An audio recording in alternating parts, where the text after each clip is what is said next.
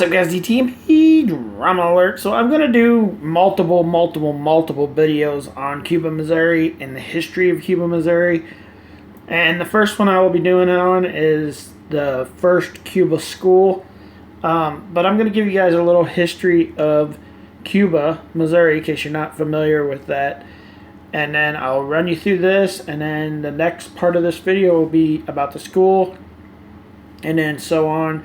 There'll be part 1, part 2, part 3, part 4. If you're watching this from Facebook, you'll just have to find part 1, part 2, part 3, part 4. If you're watching this from YouTube, it'll be in the playlist. I don't think there's playlist on Facebook, but I will check into that. But this is part 1, and it's going to be about the school. But I'm going to give you a rundown of Cuba first. Cuba is a city in Crawford County, Missouri, United States. The population was 3,356 at the 2010 census. Cuba is the largest city sanctioned entirely in Crawford County. So it's the biggest city in Crawford County, Missouri. You can pause that if you want to see what that said. Cuba was platted in 1857 when it was certain the railroad would be extended to that point. It was named after the island of Cuba. President Harry S. Truman visited Cuba during a tour of U.S. Route 66. He surveyed the property that would eventually become Indian Hills Lake. Indian Hills Lake was originally known as Indian Head Lake, which I had no clue about, so that's pretty cool. Like, I lived in Cuba all my life, so learning new history is pretty cool. Because of the skull of a Native American was found during excavation. Betty Davis and Emil Earnhardt also visited the town. Their visits are commemorative in Viva Cuba Moral Projects. Wish you will get some of those in these videos, so definitely look for the moral projects because I'm going to do everything in Cuba. Cuba was designated as the Route 66 Moral City by the U.S. legislators in recognition of Viva Cuba's outdoor mural project. The beautification group consulted with Michelle Lugery, a Canadian muralist who helped create the vision and 2 of the murals. The group commissioned 12 outdoor murals along the Route 66 corridor, Interstate 44, now running through Cuba. Cuba was also the site of the first Adopt a Highway program in Missouri. And then you can click on these and you can see more stuff about Cuba. But now we're going to get into the Cuba school, which is actually a pretty cool thing. I don't know if this gives you a whole lot of information about it, but I'm going to run you through this real quick. And then I will give you a better description of this because I have another place that I can get a whole better thing. You'll see. Okay, here's the school, guys. This is not the original. Okay, it's the original school, but there was a school in front of this school, and it was all part of a big school. Like, there was a building in front of this building you can see down here, and that was the original Cuba school, which will be in a picture at the end of the video, which you can check out. It's like the original school picture. I'm also going to have where they become part of the National Historical Society documents. There's like 12 or 13 pages of it, which will also be at the end. You'll have to pause it if you want to read what each of those say and learn a little bit more about this school. But I'm going to read what it says here, and then I will get to the next part.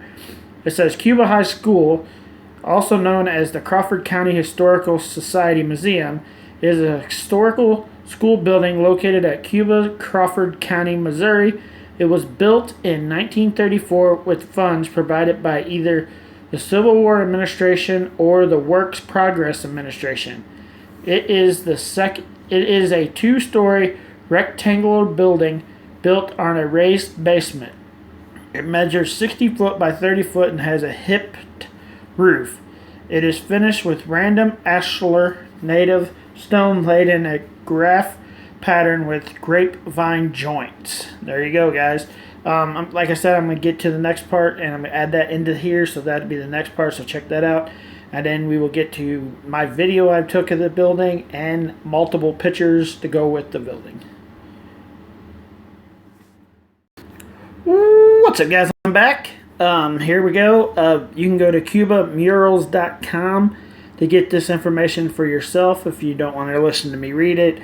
But like I said, there's going to be some pretty cool stuff at the end of this video that you're not going to want to miss, like stuff that you're not going to get from this.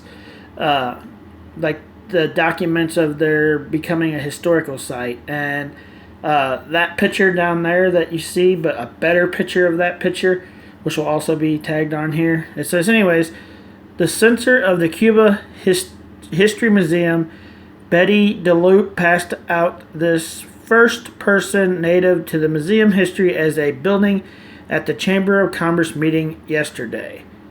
This is history. As it's like the building speaking to you is what it is.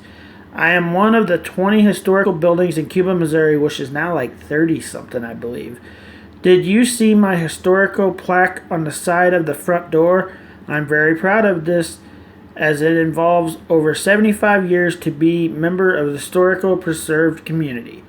First, let me describe what I'm made of. A Missouri mined sandstone cut out filled with graph patterns.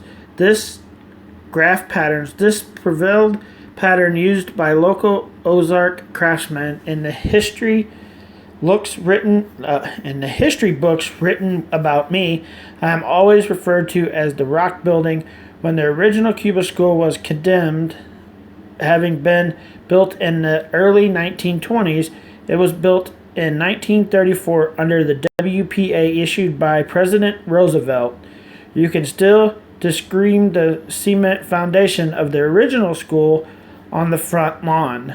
There was a tunnel that connected the two schools used during inclement weather or by some to take a fast smoke. There you go. So this is the original. This is the school that's not there no longer. This building here is still here, but this is the original school that used to sit in front of this school. And apparently there was a tunnel that went underneath the ground from both schools, which is actually pretty cool. I didn't know that. It says, Mr. William Reckline donated to the city the land in the old buildings, bought at an auction for $10,000, guys. $10,000. Like, you couldn't even buy even this land for $10,000 nowadays. But my buildings and my buildings. He then built the library across the street in memory of his wife. So there is in my video, you'll see the library, which is across the street, was the library for this school. And you'll see the auditorium, which is where they did like their dances and stuff for this school, which will also be in my video. Across the street from memory of his wife. My times were great during school days, enjoying the training and laughter of kids growing up between my walls, which, by the way, are 20 inches thick. You can see the best in the basement window, but these times did come to an end when all the schools were moved to new buildings in the south end of Cuba. I was kind of lonely for years until the 1964 my building was turned into Reckline Community Youth Center. I didn't know since time means little to me how long this went on, but in 1972 I was reinvented again as a well baby clinic. Talk about a lot of activity. The 2 plugged groups met at the first floor, and mothers with children went to the second floor in the library, and those rooms that were prior classrooms. Yes, I do have a heart, as an old building does, would just melt when the children cried after a shot, but I would just harden up because I knew it was for their own good. Speaking of good versus bad, the police department of Cuba was also housed here between the dates of 1990 to 91 and in 2001. Woo, I was sure glad when they built their own place. I guess he didn't like the police. They didn't like the police department being there. That's pretty funny. It says, now comes the grand finale. In 2002, the Historical Society moved into my 3 floors with all the historical artifacts. Now my rooms are filled with lovely antiques, furniture, and the guest parlor. A 1-room school, a 1900s kitchen, the bridal asylum upstairs, etc., etc. I've finally found my true relatives. Yes, relatives. For they belong to me. They are my family. They love me, and they are my history. And if you click on this, guys, which I'm going to do, it brings you here, and you can actually look at some of the displays. Here's some of the displays inside the school. This is the vintage clothing displays. You only get these 3 pictures.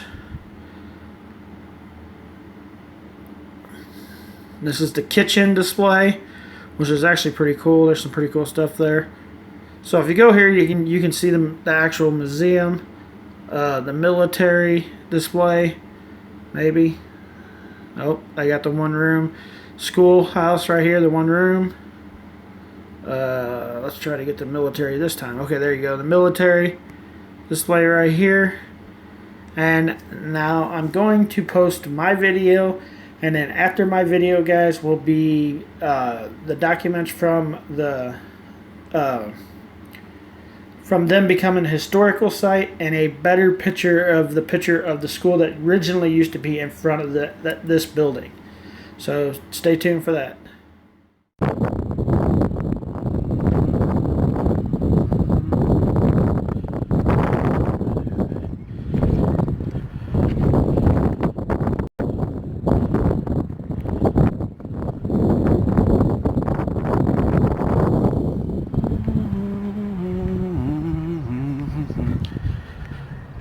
Very awesome building.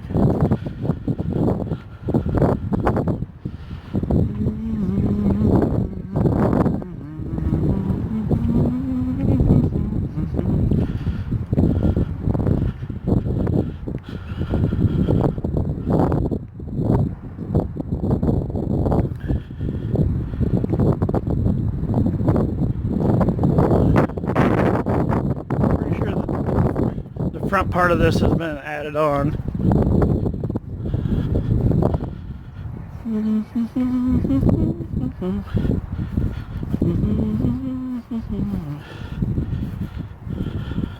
Library.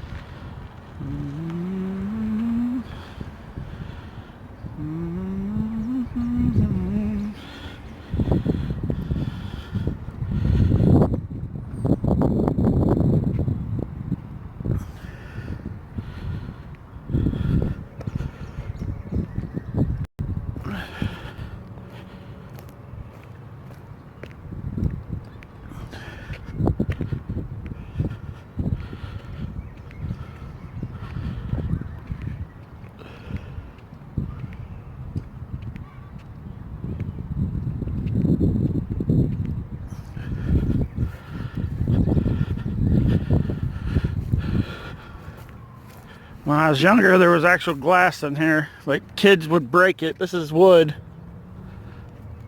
But these actually used to be glass.